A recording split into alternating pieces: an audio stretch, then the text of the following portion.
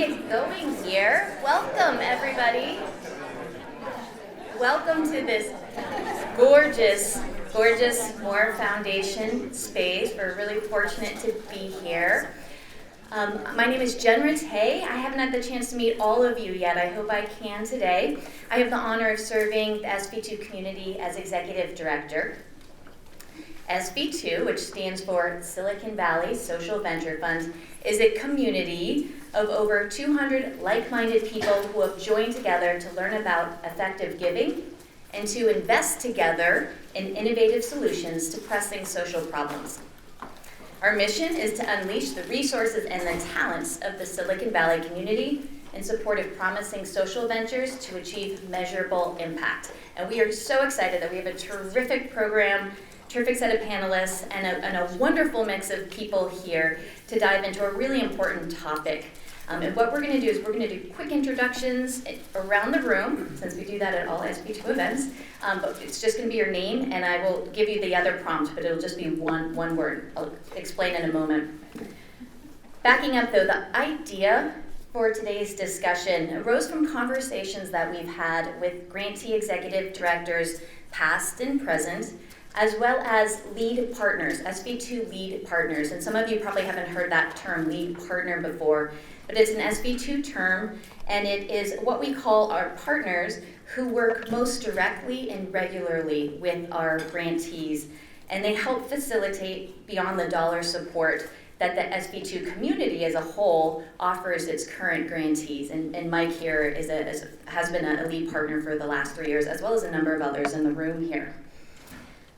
What we've heard from nonprofit executives and also lead partners and many others is something that's echoed across the sector, the broader field of philanthropy and nonprofits. And that's that the relationship between engaged, hands-on funders and the nonprofit leaders whose work they seek to support, that can be one of the most challenging relationships sometimes to navigate. And so our panel today is going to help us unpack some of the issues. They'll engage in a candid conversation with each other and help us explore ways that we can all build productive, trusting, mutually respectful and responsible relationships as engaged funders or as grantees, or just folks who are interested in the dynamics of this space. The panelists will reflect on their own experiences, and then we're going to bring you into this to participate and reflect on your experiences and what we might do differently or better, perhaps. So let's go quickly around the room. I'm going to ask Lisa to start here, but if you could share two things, your name, and then what one word pops to mind when you think about today's discussion topic. That's the relationship between engaged hands-on funders and grantees. So let me introduce today's moderator, Mike White, to my left here. Mike joined SV2 as a partner in 2011, and he joined the board in 2013. He's participated in the health, the environment, and the international grant rounds, and he served for 3 years as a lead partner for SV2 grantee Medic Mobile. After a 20-year career in high tech, Mike founded a social enterprise that uses technology to help nonprofits to build community. I'm going to punt it over to you, Mike. First, I would like to introduce our esteemed panelists, and to my immediate left is Emily Arnold Fernandez. Emily is founder and executive director of Asylum Access and is the quintessential social entrepreneur and human rights pioneer. As a lawyer, she's advocated nationally and internationally for the rights of women, children, and vulnerable individuals. Emily began defining refugee rights in 2002, representing refugees in the United Nations proceedings in Cairo, Egypt. Emily started Asylum Access to advocate on behalf of refugees, to assert their rights to work and to an education, and more. Emily's been widely recognized, including by the Dalai Lama, as one of the 50 unsung heroes of compassion and as an Echoing Green Fellow. She spent time here on the peninsula as a social entrepreneur and in residence at Stanford. Asylum Access is SV2's 2013 International Grantee and is celebrating its 10th anniversary this year. And as you'll hear, Emily and her team have extensive experience engaging with funders, including many SV2 partners. And to the middle is Rob Gittin. Rob is the co-founder and executive director of At the Crossroads. At the Crossroads reaches out to homeless youth and young adults at their point of need and works with them to build healthy and fulfilling lives. Rob and his team literally walk the streets at night in San Francisco's Mission and Tenderloin neighborhoods to find youth who are not accessing traditional services. At the Crossroads approach entails holistic, long-term, unconditional support that empowers youth to live outstanding lives. The goal is for these youth to truly thrive, not just survive. Rob got his start in this work at an internship at the Youth Outreach Program in San Jose while an undergraduate at Stanford. And like Emily, he went on to be an Echo and Green Fellow and has been recognized by GQ Leader Award and as a 2015 Sears Fellow at Stanford, where he taught a course on homelessness. And finally, to my far left, is Jessamine Shams Lau. Jessamine joined the Peary Foundation as its first staff member in 2009 and is helping to shape the foundation's initial strategy and portfolios. Currently, she supports the foundation's team, continuing to guide overall strategy and developing grantee-centric approaches across the foundation's portfolio. This grantee-centric approach is informed by her experience as part of the founding Ashoka U team and her hands-on role as a board member for the Brigham Young University's Ballard Center, where she both developed curriculum and taught. Jessamine launched the Peary Foundation's Funder Feedback Tool, which is currently a series of workshops on redefining the privilege and power in the social sector. So as you can see, we have a very talented and experienced, especially on this specific topic, group of panelists. And what we're going to do is have an informal conversation, and hopefully one that's interesting. And we're going to start with Jessamine. And we're going to hope that we can find an interesting story that describes your own experience as an engaged funder in a situation that has been powerful, either in one that's worked or an opportunity that hasn't. And feel free to anonymize any individuals for the sake of the story as well. Okay, I'm going to go with one that works, but before I tell you the story, I just want to introduce a bit about the Peary Foundation.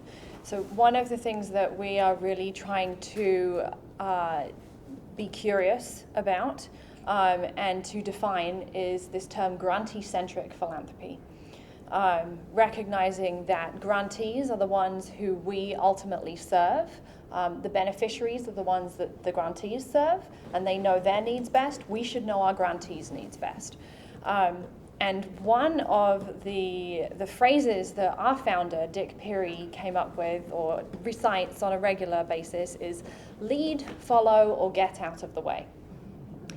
And there are often times that there isn't much of a story to tell, to be perfectly honest, because we get out of the way of our grantees and we say, great, you've got this. Just come back and tell us how it's going in 3 months, 6 months, whatever it is.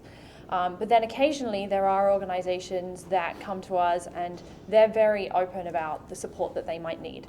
So one story that I would tell you about a more engaged relationship that we had with a grantee.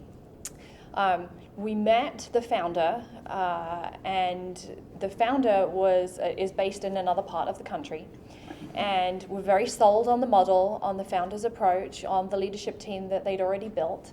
And they were bringing their model to the Bay Area for the first time. And one of the things that we're particularly focused on is the leadership who are going to be leading the model. And so we had kind of communicated to the organization, we're excited about your model, we really believe in what it is that you're doing. We need to know who's going to be leading this here in the Bay Area, so that we know that we're confident in the abilities that that person is going to bring to bear to lead and establish this model here. And so they quickly invited us to be part of the hiring process and to be part of the interview process. And so along with their staff, there were 2 potential funders who were part of the interview process. We didn't have the last say. We didn't, we weren't imposing our will on anybody, but we're part of the interview process and we're able to ask questions from, more of a fundraising perspective. How is this person going to do in these situations with family foundations and other funders? And we're able to bring another perspective to their hiring process, and our perspective was brought into their decision-making process. They hired one of the individuals that we interviewed, who was an outstanding individual, and we went ahead with a grant. So at that point, we actually were a grantee. No, they were a grantee of ours, and that individual was kind of new to some of the networks that she was then working in. And so a lot of what we did was help her figure out connections. So really simple. She would send us emails and we would say, hey, we know that person, or, I have a contact at that organization, and we would make connections for her. And some additional support that we gave was when the organization got big enough, we realized that she was really looking for some funding to hire another staff member, a development director. And that was something that, in addition to our initial grant, we were able to come through for her on that. But it was us and another foundation who addressed that need because we had this ongoing relationship and communication that was happening with the executive director already. And so, anyway, really how I would summarize that story is there's been this open flow of communication right from the very beginning, where the grantee has been willing to tell us, here are our needs. Is there anything there that you think you could help us with? And we've tried to set that tone of, come to us with your needs, let us know what you think we can help with, and if we can, we will. Emily, let's hear the other side of the story from a nonprofit, from an executive director. Can you give a story on either something that's worked great or not so well with an engaged funder? Sure. I think actually we were talking a little bit about this before we got up here in front of you, about the fact that it usually isn't, either it's perfect or it's terrible. It's usually somewhere in the middle. And you might have noticed that my word was, oh boy, because I think when a funder says that they want to be very engaged, for me, that's okay, but now what do you mean by that? How do we work together? What are you expecting from me, and then what is your role in this relationship? And I think Asylum Access in our 10 years has had experience with a few different engaged funders, and there have been some things that worked really well, and also some things that were more challenging or needed to be worked out. The things that come to mind, I think I'll maybe talk about two. One is Echoing Green. Echoing Green is a funder that likes to be the first in. They consider themselves a seed funder or an angel investor for social change organizations. And they, at least when I was a fellow, and they've had kind of different iterations of exactly how they support their fellows, but at least when I started with them, they were really focused on ensuring that they gave us the tools that we needed to succeed. And so they brought all the 2007 fellows together in a conference just with ourselves. So we were able, first of all, to be with other peers who were struggling with the same things. We're going, oh my gosh, I don't know how to put together a board. Or, okay, I know I'm supposed to have a budget, but how do I do that? All of the different questions that you might have when you're trying to start an organization. And they really, they brought a lot of tools. They brought a lot of experts who could say, here's how I think about this. Here's how you do a budget. I remember the finance one particularly because they had two different versions, and they had the Finance 101, which I did, and then they had the folks who kind of know something about this 201, cash flow projections. And I was like, I don't even know what a cash flow projection is. So I thought what I thought made that work was that they were engaging with folks at a stage where we all had a lot of things we didn't know because we were all getting started in an organization. And they brought the right level of expertise and engagement to that. They drew on a lot of tools that had been used by other nonprofits. It wasn't, oh, well, this works for Microsoft, so clearly it must be the right thing for you when you're a one-person founding team.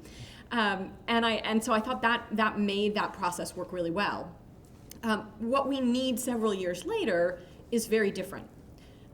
And so maybe I'll talk a little bit about SV2. I think SV2, I know that SV2 during our time as a grantee has gone through has asked itself a lot of questions, gone through a strategic planning process, said how can we be the most helpful? And I think there are two things that SV2 does really well. One is you get the grant up front. It's a 3-year commitment, and actually Echoing Green does this as well. For Echoing Green, they make a 2-year commitment, but the money is there, and it's not going to go away. They're not going to come back the second year and say, oh, well, you told us about that problem you were having, so we're not really sure we want to fund you again. I think that sets a stage for real, for really allowing the relationship of trust to grow. Because if you feel like the money might not be there if you're honest, it's really, really hard to be honest. And I'm not sure that I know that there are foundations that have done this. I know that we've had some foundations with whom we've been honest and then, had to apply for renewal money. But it's really hard. And I think it's a real barrier. If you're setting up a structure that allows for a productive, engaged funder relationship, I think it's much better to have some sort of, we're in for a committed period of time and you're getting that money regardless. And now let's talk about how we can help you with other challenges. And the other thing that I think SV2 does really well is because it's an organization that is both a giving circle of partners and also has staff, there's an opportunity to educate people who are new partners and potentially new to the philanthropic world about how to be good consultants, how to be good supporters, how to bring your expertise, right, your beyond the dollars support, in a way that's helpful and useful for an organization. And I think we've had experiences with in other situations where people have said, oh, well, I was a very prominent lawyer at a big firm for 30 years, so therefore I'm an expert on everything, and I've got lots to tell you, and let me tell you how you ought to do things differently. Or whatever. So, someone who's come from a very prestigious position, has had a lot of responsibility, does know a lot, but comes with the idea that makes them good at everything, and that they automatically know about what the challenges that we're facing, and often that they know better than staff, or they know better than people who've been in this field for a decade or more. And SV2 really doesn't do that. SV2 comes with humility. SV2 says, here's what I have to offer. Where are your needs? How do those match up? Where do those puzzle pieces fit together? And I think that's really important. And it's a really important, I guess, conversation to be able to have. There needs to be the space to say, okay, how does your expertise and your experience match up with where we have a gap or a need? So the SV2 model is different than a lot of models out there. There's passive investment, but SV2 specifically selects grantees based on some of the beyond the dollars opportunities. I'm going to put you on the spot a little bit, Emily. Yeah. The first time you heard about SV2's model, that you might not only be getting a check, but you might be getting a lot of opinions and partners wanting to engage. What was your initial impression? My initial question was, is this going to be worth it? Or is this going to be so much work to manage and to navigate and negotiate? And diplomacy is not always my strongest skill. We have someone else who's our global policy director because she's much better than I am. And I thought, wow, this is going to be challenging. This could be challenging in terms of time, and it could be challenging in terms of like emotionally, or in terms of challenging my leadership. And is it going to be worth it? And I think certainly I can say absolutely unequivocally, yes, it has been worth it. But I think that's because of what SV2 does well to make this work out. So Rob, let's go to you. Give us a story. Well, I'm going to take it in a slightly different direction, if that's okay. And it's kind of building off things that Jessamine and Emily are saying. So it's questioning the notion of the whole idea that being an engaged funder is a good thing.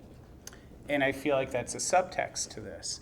And so one thing that will happen all of the time is you'll get people who will say, well, I could just write you a check, but I want to do more. And I'm like, just write me.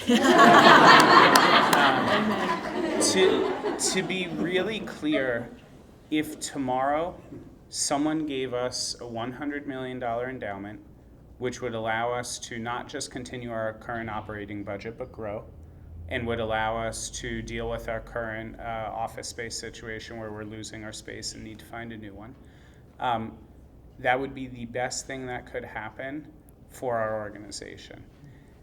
And now, building on what they're saying, it would be amazing if after that grant was given to be able to sit down with that person and talk with them and say, what made you want to do this? What are the things that you see in us that you think we can do better? What are the things that gave you pause before you ever did it? We would love to be engaged with that person.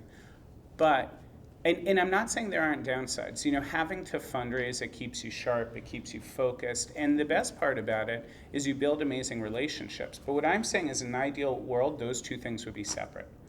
That I could get to know all of you with no expectation either on your part of I'm having to judge him and his organization, and with no expectation on my part that, well, my job as ED, in the same way that everyone who works with At the Crossroads, our job is to accomplish our mission of helping homeless youth build outstanding lives. And for me, one of the primary ways I do that is by raising money to keep the organization going. If you were able to remove that, it would allow for much more authentic relationships. I think that there's a huge pressure, especially in the Bay Area, around being an engaged philanthropist, and that the more engaged you are, the better a philanthropist you are being. I will just say, that is wrong. What that doesn't mean, though, is that you can't successfully build a mutually respectful, deep relationship that has meaning and integrity on both sides and is seen as mutually beneficial. But if your goal is to say, how can I engage more, you're asking the wrong question, you're setting the wrong goal. But what goes along with all of this is the idea of knowing yourself well and being transparent. One of the most frustrating things, and we've all experienced this in life, not just in funding relationships, but in general, is when someone is telling you, here's who I am, here's who I am, here's who I am, and it's either aspirational, where that's what they really mean is, here's who I'm trying to be, here's who I want to be, here's who I struggle to be, but I hope to become. Or they're saying it because they think it's what you want to hear to put you at ease, but it's inauthentic. You know, Emily was talking about the fact that relationships are always mixed. I couldn't think of the great example of an engaged funder or the awful example of an engaged funder. Instead, I thought of situations where there was good and bad in it. And I think, know that if you think that you're the great engaged funder in the room, you're probably wrong. If you think, I bring more good than bad to the table, and I can work on strengthening the good and mitigating the bad, you're probably right. And you have to start with that idea, that there are probably ways in which you have already annoyed the nonprofits that you partner with. And there are probably ways in which you've already brought something to them that they weren't expecting, that made them think, wow, that was amazing.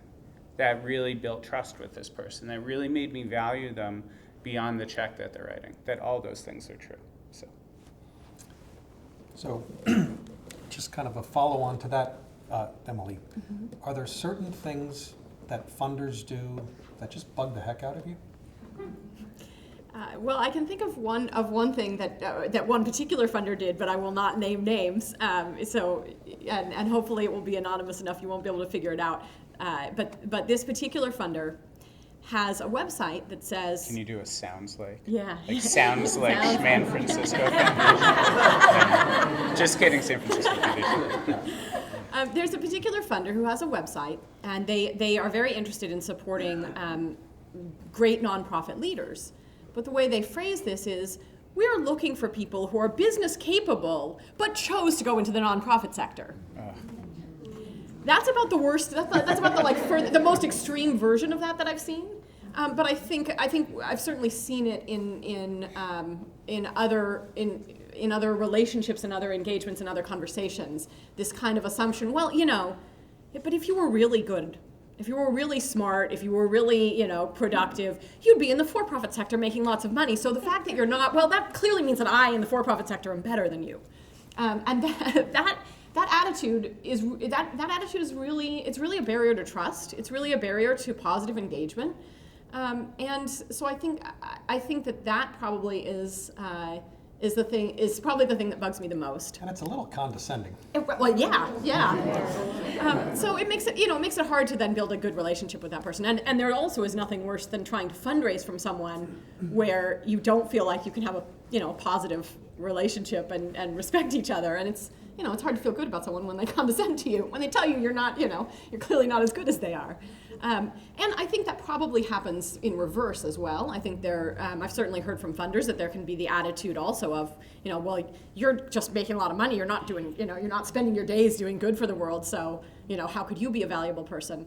Obviously I don't feel that directly because I'm not on that side of the table, but I think it's a problem. I think we all have to respect each other and respect the role that all of us play in the ecosystem.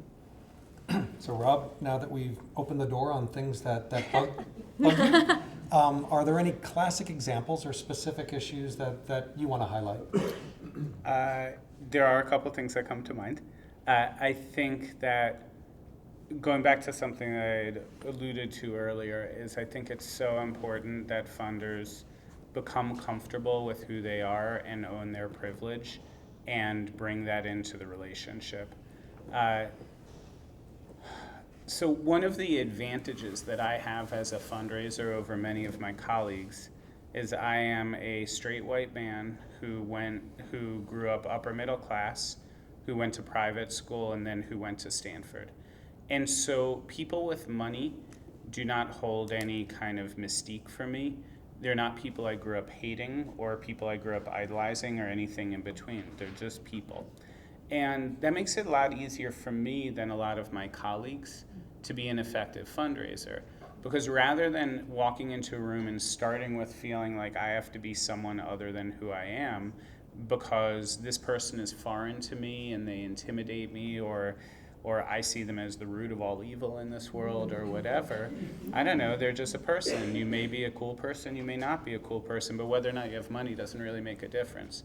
So start by recognizing that the majority of people who run good nonprofits do not come from a background. They come from a very different background, and often the people who do the best job at the actual program work may do the worst job at sitting down in a room with you.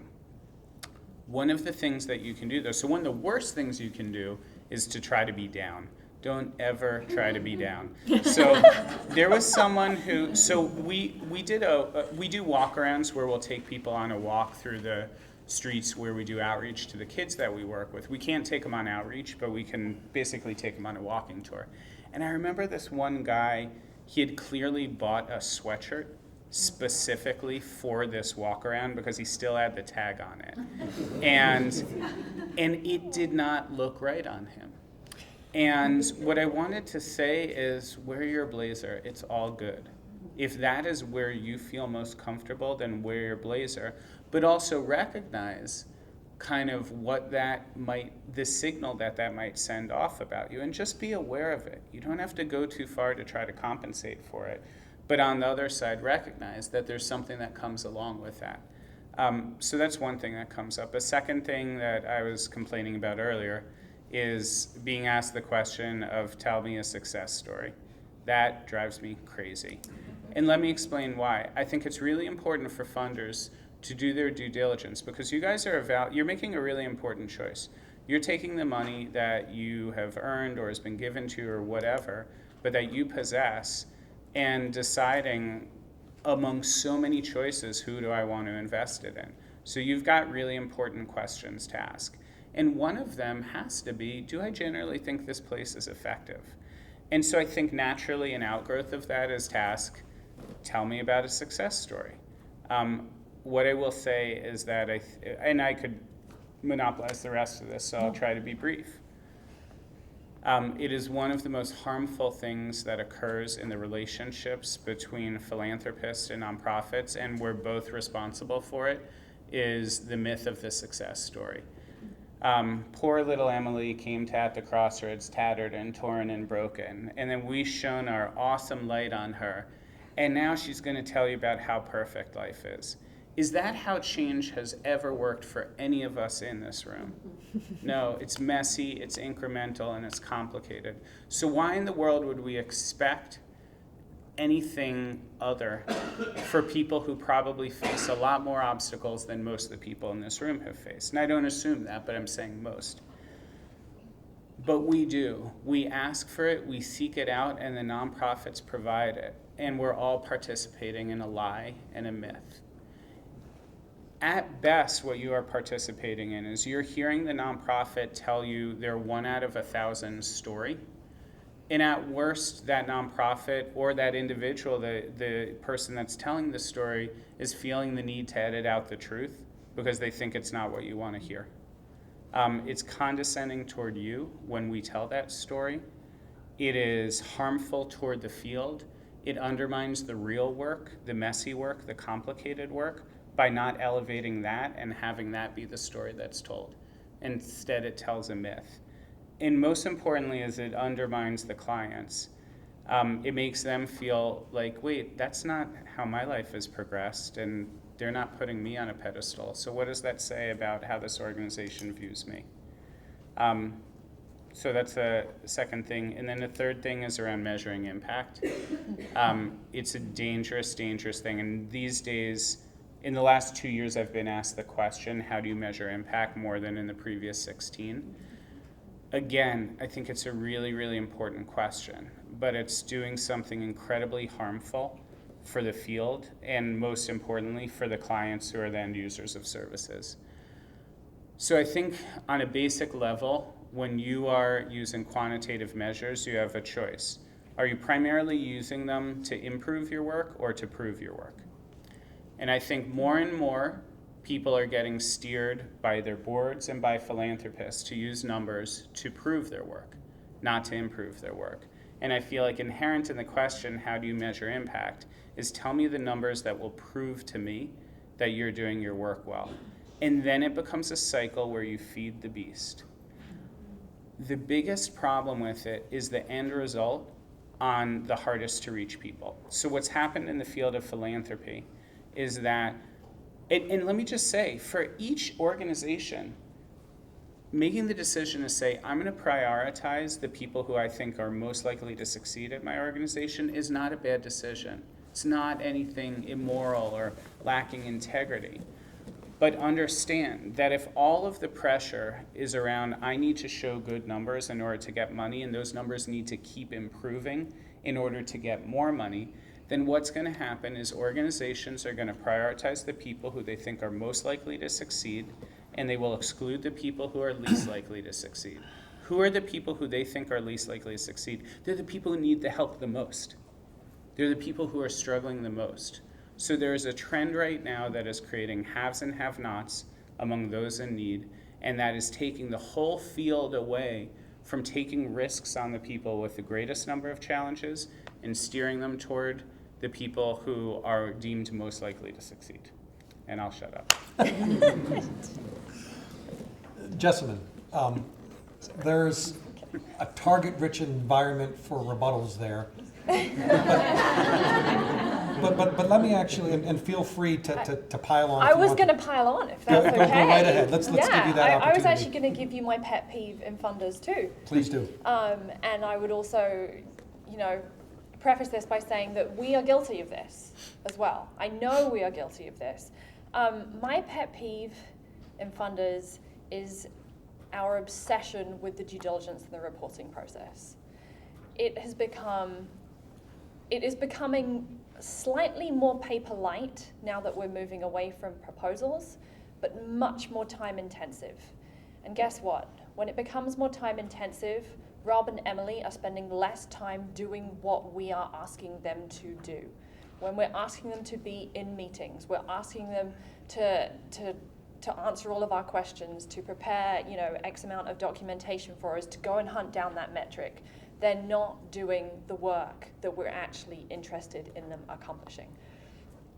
So I would say that that's my pet peeve. I have not figured out the answer to what to do about that. It's something that my team and I are thinking about and really trying to figure out what is the appropriate balance between the amount that we know we need to make a decision and to justify that decision to our board because we are accountable to them, and at the same time protect and preserve the time that our entrepreneurs are spending on the most important work, which is with their clients. And along with that, I would say providing restricted funding. Funders who only provide restricted funding, oh my gosh.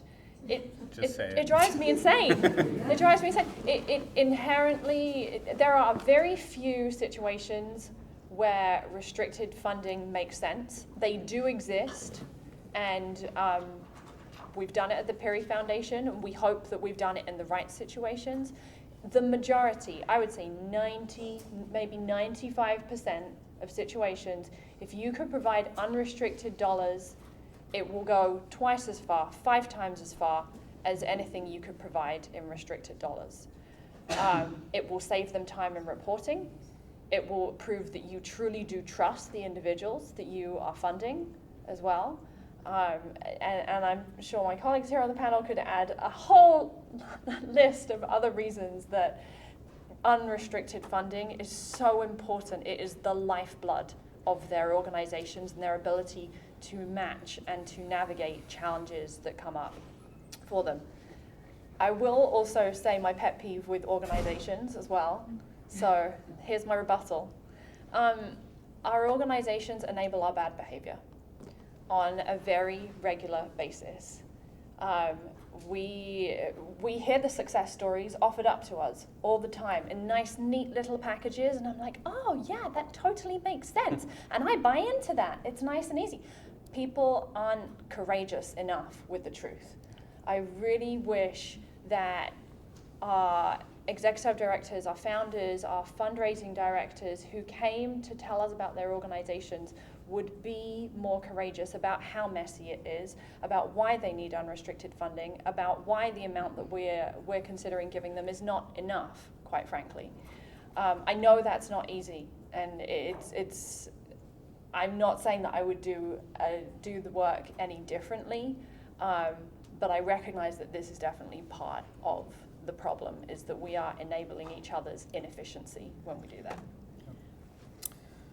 So there is a perceived power dynamic between a funder and a grantee, especially in the case where there's an expectation for follow-on grants or a multi-year relationship. Jessamine, what are some of the things that funders can do to bring balance to that equation, to look at grantees as a collaborative partner rather than somebody who has to view a funder differently? First, I'd say it's not perceived. It's real. There is a power dynamic, and there is a very clear situation. Somebody has money and somebody needs money. And one is held accountable by the other. So the power dynamic is very real. That doesn't mean that we can't do something to diminish it and to reduce the effects of that power dynamic. And I suspect, again, Emily and Rob will have a lot more to say about what we can do to reduce it. But just a couple of things that I would say is, first of all, just recognizing the privilege. And I really appreciate that you brought up that word. You have an enormous amount of power and influence and privilege. Not over, but influence on and privilege in comparison to the organizations you're working with. You affect how much sleep they get. You affect how much stress they're going through. And you affect whether they're going to hire that next person or not. And I think even before you get to practical, this is something we can do to minimize the power dynamic, the first step is just recognizing if you are on the funding side of the equation, you are in a place of privilege. That doesn't mean that you are also in a place of powerlessness in certain situations, especially if you're accountable to a board or you're accountable to the rest of your family or whatever that might be. But recognizing that privilege and then being able to note, here is where it shows up in my interactions with my grantees. I think the answer of how to diminish it is going to be different person to person, but just giving it voice and saying, this is real and I recognize it and I can name it. And so I want to turn the tables, Emily. Is there any thoughts that you have on that dynamic and things that we can do as funders to maybe diminish it? So I'm glad you asked that, and I think the answer lies to some extent in some of the themes that have come out that Jessamine and Rob have raised. Rob started out at one point by saying, sometimes the best thing you can do is write a check that, like, let's question this idea of whether being an engaged funder really is better. And I find that this comes up in our work because we work internationally. And we work internationally in a way that's very unusual in the refugee response space. So Asylum Access works with refugees, helping them assert their rights in first countries of refuge. Almost all of the assistance that's provided to refugees in those places is humanitarian assistance, and most humanitarian assistance organizations will send in a director that they've hired from the US or from Europe to go run things in Ghana or Liberia or India. And we're different because we have all of our leadership staff in the countries where we work are locals of those countries. And it's amazing how often funders will kind of will think that being engaged is being really good, and so want to be engaged in the work. And one of the things that I have to say, and maybe it's easier for me to say because I'm also a white American who wouldn't be good at this work, is, the starting salary for a lawyer in Ecuador is something like $11,000, right? You can write a fairly small check and fund somebody's salary for a year who's going to be much better than you or I will at doing that work. Because if I go talk to the Ecuadorian government and say, this is how I think you ought to change your laws, they're not going to look at me, they're not going to listen to me, and they shouldn't.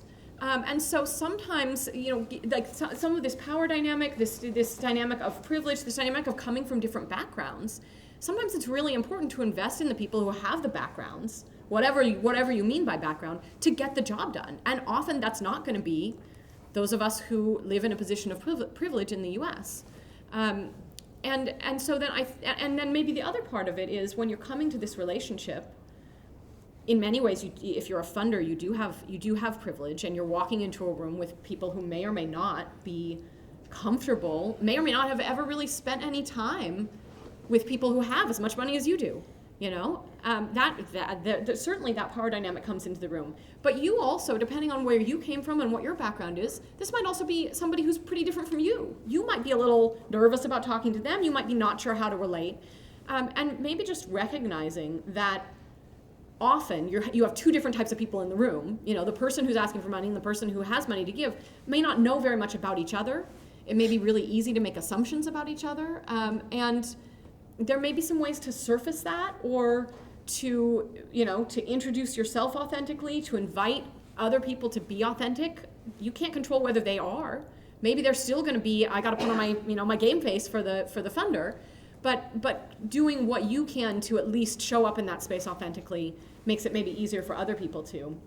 And then and being aware, naming your fear. If someone walked into me and said, like I do philanthropy, but I don't really know anything, I don't really know anything about being on the other side of this. I certainly don't. I've had funders who said, I don't know anything about funding internationally, and how you even tell whether you're doing a good job supporting something, that's outside the US, or whether you're making a big mistake and actually hurting the system. How would I even know that? Can you help me? That willingness to say that you don't know something and to be vulnerable can open up that space for trust. So those are some things that I'm thinking of. I'm thinking how could a funder kind of meet me halfway in a way that would be really productive? Those are some of the ideas that come to mind. And like we just got the 1 minute. Yeah, no, we're getting the cues from the front row here. So we are going to transition to the next phase of the program, but Can I have Rob answer that question? we have a request to have Rob answer the question. Read the next phase of the program. Yeah, I mean, I think that's a lot of what they were saying, mean what you say and say what you mean. If you be transparent, be comfortable with who you are. If who you are is a chatty, informal person, then be that person. If who you are is someone who's more formal and is less kind of comfortable with chit-chat, then be that person. Just like with anyone else, you can smell when someone is not being themselves, and that makes you uncomfortable. I think, so one of the things that I say when we're working with our clients is I don't ever want to hear a counselor say to a client, you can trust me. Don't ever say that to a client. Let them build the trust in you, and you have to earn it. I would say the same thing. It's actually not helpful to have a funder kind of say, oh, you can trust me. I'm one of the ones that you can talk openly to. That doesn't help. Demonstrate it. Show a little vulnerability in yourself. Let them know, like Emily was saying, let them know about the struggles you're having, and that's going to engender that kind of trust. I think that, in terms of what you were saying, Jasmine, earlier, it's such a fine line. I really appreciate your consciousness about not wanting to take up too much of the time of the executive director or the development director. It'd be awesome if every funder did. And spending time with people, which I know you really do value, is so important. Just spending that time talking with someone, getting to know a little bit about them, getting to know what makes them tick, and feeling comfortable sharing that with yourself, that can go a long way to reducing some of the barriers that exist. But I think trust is gained incrementally, and trust has to be proven. And I want to echo what Jasmine said also, is it's on us too. None of the things that any of us are saying today are about saying this is the responsibility lies solely with the funder. If you're experiencing nonprofit that makes you feel that way, you need to call them on it. There are tons of things that nonprofits can or can't do to help engender good relationships and bad relationships. Just be aware how hard it is. It took me 16 years. I'm in year 19 now at the Crossroads. It took me 16 years before I felt truly comfortable just saying, I'm just going to say the truth. And I'm going to say it respectfully, but I'm not going to constantly put it through the funder filter. And I'm going to talk openly. And the people who like it, they'll get on board. And the people who don't won't. But it took me a really long time. And I am coming from a background of pretty high privilege. So be aware, if that's what it took for me, it's not a quick and easy process for an ED to get to that point of comfort with openness. So if you have questions or comments, write them down, because we're going to come back to the Q&A portion of the program. But right now, Elizabeth Dodson's going to come up and explain the interactive portion of the program. And I have a very lovely and willing partner in this, who is Linda Laser, one of our partners. So we'd love to set up a pair share exercise and just have you turn to your neighbor and think about two questions. The first is, what is something you heard that is a do that can really help engender a positive working relationship, and you were excited to think, oh, I've done that, and share that with your neighbor. And then what is something you heard that is not as helpful, and you thought, oh, I've done that. And part two of that is, what might you do to try to change that behavior or start doing something differently in the future? And so Linda and I were just going to take turns doing that together. I don't want to stand in front of our panelists, but I can go first if that's helpful, because this is my baby. Well, this is my baby, but also my baby. I think, at SV2, I think one of the things that Emily was kind enough to call out that we do try to do well is to provide kind of a longer period, a 3-year period, to get to know our grantees and build those relationships. I think one of the things we've tried to get better at, that we haven't done as well necessarily, is really understanding where our strengths are in delivering beyond the dollar support and where our weaknesses are. Being really honest with about those with our applicants up front, and then trying to build on the strengths. And so that's one thing we've been focused on now, and that's kind of part of what this conversation is all about for us. Yeah, so the thing I'll build on that is when I first became an SV2 partner, all of my background was in business. And I heard about Beyond the Dollars, and quite frankly, I'll just share with all of you, I was like, well, is any experience I have going to be valuable to a nonprofit? Because was a whole new world for me, right? I had never worked in that world, and why would I presume there would be anything I could offer as value? And I think one thing that happened in my personal journey, and this came up in the panel, is it always comes with starting with them and not starting with you. And what helped me the most was when they came forward with a definitive area where they really did need help. And so I thought the example, for instance, of the regional person and fundraising was a good one, right, as an example. But the more concrete they can be about just what their need is, and then really thinking about, well, is that something that I could just match into and genuinely be of service? And so that's something where there were a couple pro bono opportunities that had to do with some marketing that were very clearly articulated, and I thought, wow, I have exactly the background to do that. Those were good fits. And then I got into an Encore fellowship. I'm not sure if everybody knows what Encore is, but Encores were for people looking at second chapter careers coming from business. They actually post a fairly large scope project proposal for 6 to 12 months. And I saw that posting on the Encore proposal and said, wow. It was to help do design thinking work, to help them look at the next generation roadmap. And I thought, wow, that's everything I did in my whole career was that. And so I was able to really go in and again do that. But again, from the point of view of them, nonprofits clearly articulating in a way in which then you can self-match, I thought that was a good thing for me. And is there anything that you heard that you're like, oh, I've done that thing and maybe I should try to do it differently in the future? There were two things that really resonated with me. In fact, one of them I'm going to be losing sleep on, I'm sure, overnight tonight. One is just, I think I'm sort of doing this, but it's a constant reminder to me to just realize the sensitivity of the different backgrounds of people. And part of it is, since I deal mostly in the public education space, I'm with people that know far more about education than I'm ever going to know. And so I just have to constantly be not going over the boundary of where they know far more than I will ever know, and really respecting that. But part of it also is where I do a volunteer now and work now are with people who come from very different backgrounds than I do.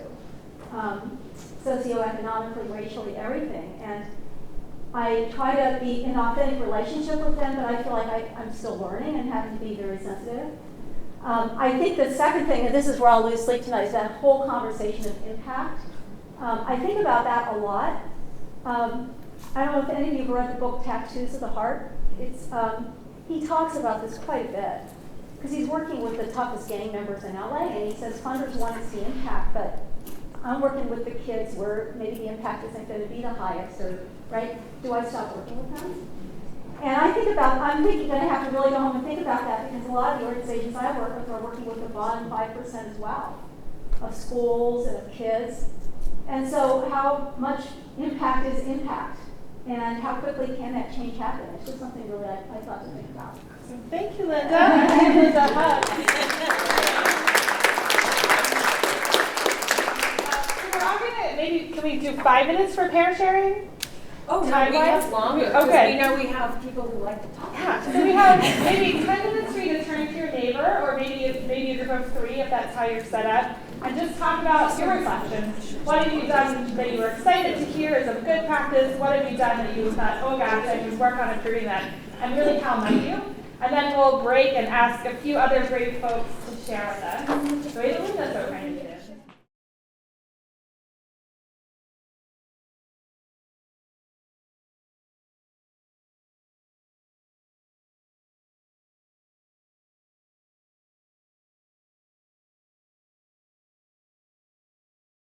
So I would throw it to the panel to talk a little bit more broadly about what we mean by privilege, because it's not necessarily inherited wealth. Yeah, I'd love to follow up on that. I think, first of all, when I did talk about privilege, I painted it as a black and white, you have it or you don't. I apologize. It was something I misspoke on. We do all have privilege. Every single person in the world has some kind of privilege, without any question. We all also have ways in which we're not privileged. I remember I had a conversation with a mentor of mine, a woman named Nadine Cruz, who ran the Haas Center at Stanford, who's just a genius, about privilege. And we were defining privilege as something that you have been given that you did not earn that has made your life better. What I realized in the conversation with her is that the single biggest privilege I had was not being white, was not being male, was not growing up upper middle class. It was the love of my mother. And I wouldn't have recognized that if I didn't work with all these kids who don't have the love of their parents. So if you talk about what has had a positive impact on my life that I did not earn, that was given to me, that is the single greatest positive impact that I've had, that there's been in my life, is that is the biggest privilege that I have, because it created a strong sense of self, sense of comfort, and sense of confidence in me. Privilege is not just about money. Privilege is about so many things. And there are all ways in which we have been given things. If you are able to walk in this room on your own accord, you have a privilege. There are people that do not have the privilege of mobility. If you are able to articulate what you are saying, you have a privilege. There are people who do not have the ability to speak out loud. So I agree. I think it's really important for nonprofits not to throw the word around and create a defensiveness. So I'm really glad that you bring that issue up. I think it's also really important for all of us to look at the many ways in which we do have privilege, be it financial or otherwise, and recognize that that impacts every single interaction we have. It impacts how we are perceived and how we perceive others. So questions from the group? I have a question. Any of you can answer it. So as an angel investor, if I fund something, the reason I'm funding it is monetary in many cases, right? But on the philanthropic side, when I'm funding, it's passion. It's something I believe in. It's a cause I believe in. And I want that nonprofit to succeed. And hence, when you, Rob, when you asked, you said write a check and step out. It's more not to poke your nose in there, but it's how can I help? What can we do to make this a partnership and a success? That's the mindset that many of us have when we step into the nonprofit world. So I don't know how one really sees if that nonprofit is succeeding, and how does one approach an ED without pissing them off, but being helpful? I can address some of that. So for a while, the Peary Foundation would refer to all of its grantees as partners. And we very quickly realized that we were lying to ourselves. We're not partners with all of our grantees. We were partners with some of them, maybe, but most of them were just grantees.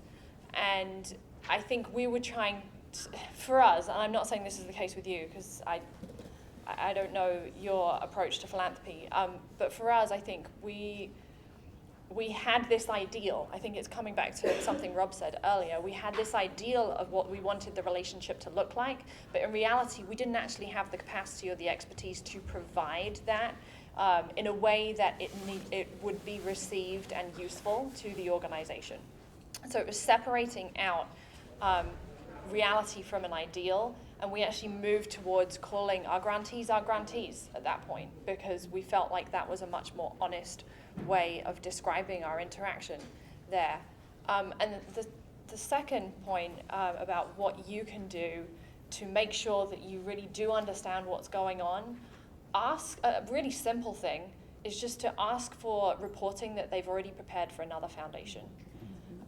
If they've already prepared it for another foundation, and it's someone like SV2 or Draper Richards Kaplan or the Tipping Point or whatever, it's going to be great reporting. They've already put the time into it, and it's probably going to have 95% of everything that you need, and then you can follow up with questions afterwards. That would be my suggestion. Yes. So I really appreciated your comments about measurement. I think many of us are challenged by them. Can you stand up? Oh, sorry. Appreciated the comments about measurement, very challenging. Could maybe all of you talk a little bit more about the improve versus prove suggestion, and what kinds of questions funders could ask to draw out improvement versus proving mentality? So a couple of things. I think that I'll start in a slightly different direction and come back to that. So I think asking the question, when your staff is talking with each other about the work, what are the things that you guys prioritize talking about?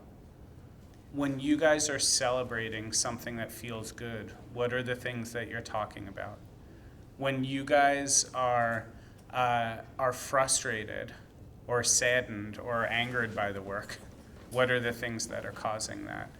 I think there is no way as a funder that you can truly know whether or not we're doing good work. And you have to start by being okay with that. The only way that you could know whether or not we're doing good work is if you could find a simple random sample of our clients not the ones we put forward to you, but if you were just able to access them and talk to them, that would be the only way. A secondary way that maybe you could do it is if you put up a video camera without us knowing it and put it up in our office and got to watch it. So you have to start with knowing you're not going to do those two things, I really hope. So then what you have to ask is to you, what are the indicators? What are the things that actually make you believe that you trust this place and that they're doing good work? Is it numbers? Someone brought up the word data. So if it's data, then make it data and be transparent about that. And now to bring it back around to the original question you asked of, this difference between numbers to improve versus numbers to prove. So if you went to an organization and you just asked the question, what do you wish someone could come in, an independent researcher, and capture? And let's pretend the Heisenberg principle wasn't actually true and that having that researcher observe you didn't actually change the work, because it would. But let's say that wasn't true. What would you want to know? What are the numbers you would want to get? And then being able to ask them, what's kept you from doing that? What's either kept you from observing that and tracking that in yourself, or what has kept you from trying to find a researcher who can come in and do that? No one has ever asked me that question. I don't know what the answer would be, but I would love to be asked that question. But what I think is, again, if you ask the question about what do you prioritize, I think ideally what an organization is doing is it is prioritizing trying to quantify the same things that the staff cares about. So in our case, our staff cares about, are we building connections with kids who are really hard to connect with? Are we taking kids who are making it so hard to maintain those connections? Are we still effectively maintaining those connections? Are we seeing kids accomplish the things that they have said for a long time, I really want to make this happen? So what we've tried to do is create tracking measures that will allow us to look at those very things in a way that when we look at the numbers, because numbers tell a different story than what your eyes tell. And there are times we're shocked by our numbers, either in a good way or in a bad way. So that can inform us. That can help us get better at our work when numbers tell us something that our day-to-day experience doesn't. So I think it's about getting at that, but recognizing that's a long, slow process to cultivate that relationship with a nonprofit. It doesn't happen overnight. Well, and I think that one of the challenges and one of the reasons that it's problematic that the sector is asking for more and more quantitative evaluative data is that if a nonprofit produces numbers, funders are going to want to see those. And so it really inhibits asking the honest questions of, asking questions where you might get the answer of, actually, you're failing at this. Yeah. Because we don't want to even have those numbers on the books, because then someone's going to want them and use it to judge us. And so I think the questions that Rob identified are really good. Actually, I wanted to say also to Artie's point that I think the get out of the way is not, we're here talking about engaged funders. Yeah. So we're not saying, don't ever come to us and ask us what's going well, or like, how's it going, or what you're doing. But it's more a question of funders who want to also, be involved in doing the work. And it's not, there certainly is a place for that, but you have to be aware that when someone's coming to you and saying, I'd like to be another staff member for your organization, except that I don't want to work very often, and I only want to work when I want to, and I don't really want to be accountable, and by the way, I only want to do these 3 things. I don't know whether you need them, but those are the 3 things I want to do. Sometimes we're going to say, that's not a good fit right now. Sometimes it is, but sometimes it might not be. And that's a different thing from saying, I'd like to learn, I'd like to hear what you're doing, I'd like to continue to be engaged in this movement, because absolutely, that's I think the role for that any funder, engaged or not, is part of the movement for social change that we're trying to achieve. And I don't think there's anything wrong with being part of that movement. I really appreciate what you brought up there, and just this idea of patience. Like, we really have to exercise patience even when we want to help. Exercise patience when we want to know if it's going to work or not. And anyway, that's one of many things that I've learned from listening to both of you today. Thank you. I think we have time for one more question. And we have one in the back. Just a comment from the perspective of, an SV2 lead partner a few years ago. We told our grantee all about the beyond the dollar support and all that sort of thing, but initially they were really skeptical whether SV2 would provide it or not, and they were absolutely blown away when, yes, indeed, SV2 did provide it, and it was very helpful. I'm not sure how common that attitude is, but it might be that, there's, since it's not common, people, don't necessarily believe it's going to happen. Thank you. So I would like to give each of our panelists one more opportunity to give a closing comment. So let's start with you, Emily. All right. Well, I think there's one don't and one do that I haven't talked about yet. On the don't side, we work with refugees. We work with people who've seen family members killed, who've been tortured, who've gone through really traumatic experiences often. And SV2 has never done this to us, but certainly some funders have said, I think maybe without really thinking about it, I'd love to talk to some of your clients. I'd love to ask them about their journeys, how they became a refugee. And I totally understand that. We learn a tremendous amount from our clients, and we're motivated, and it stokes our passion when they do share things. But it's also really hard. And if you're someone who's been through trauma, and probably some people in this room have experienced trauma in some way, to have to rehash it every time for some stranger who's asking you about it is tough. And I think it can be really easy to forget, particularly when we're passionate, particularly when we're interested. We say, oh, tell us your story. That's how we connect as human beings, is we listen to each other's stories.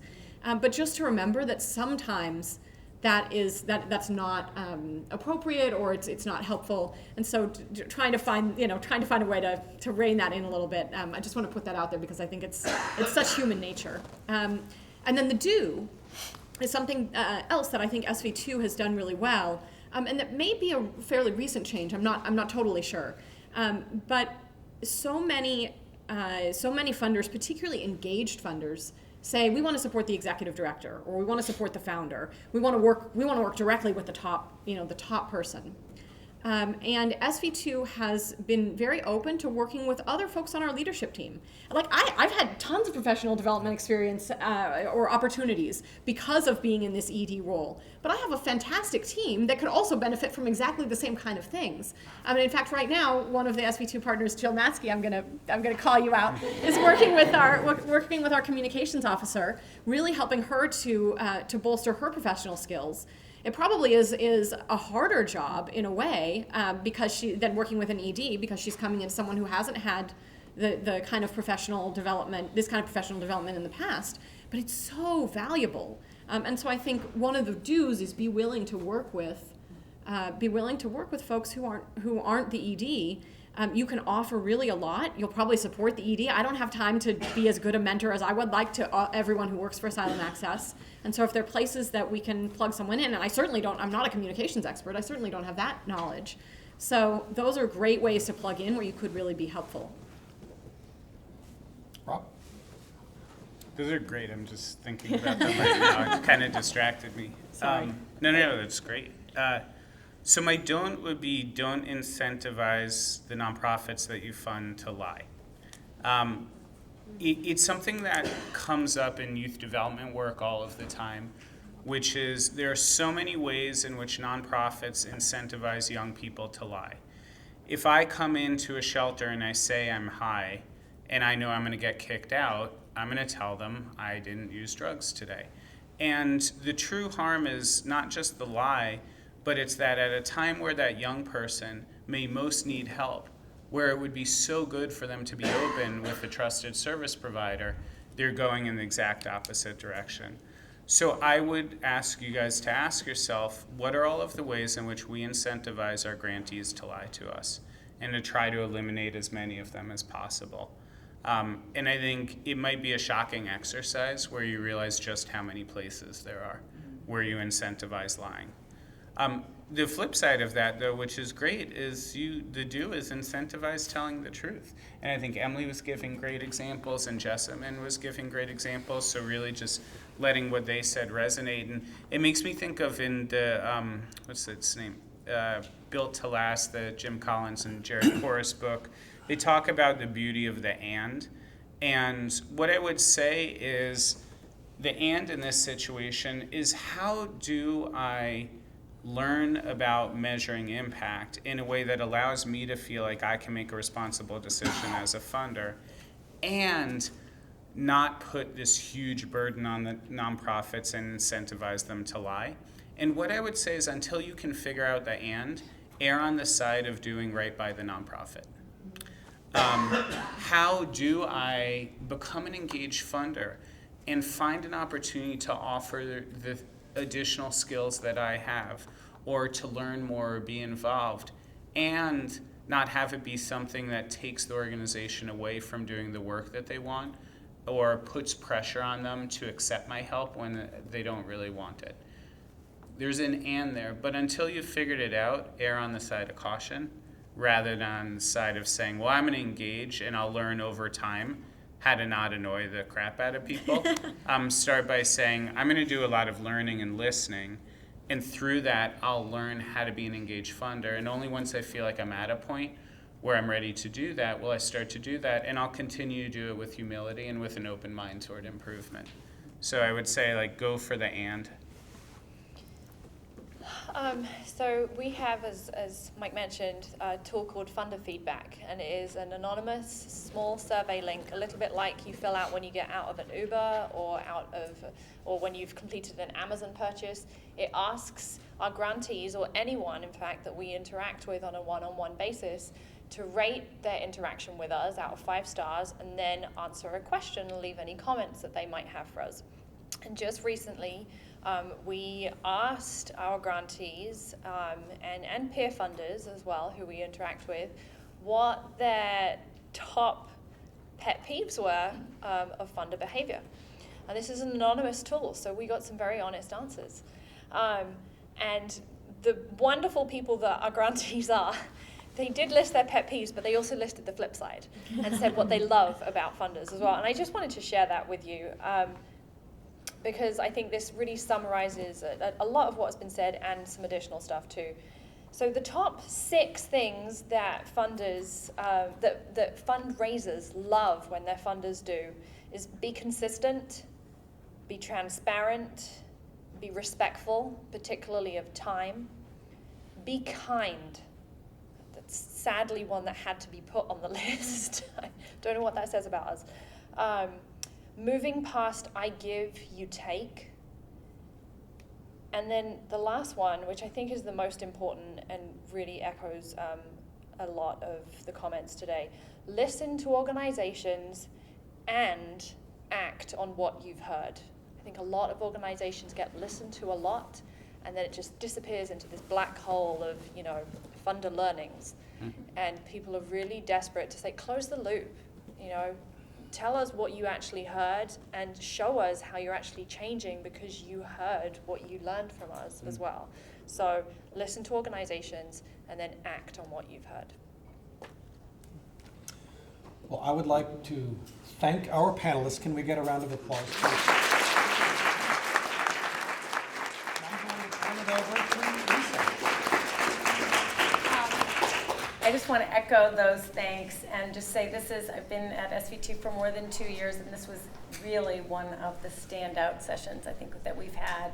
So thank you for bringing all you did to this conversation, each one of you. Also wanted to thank you all for being here.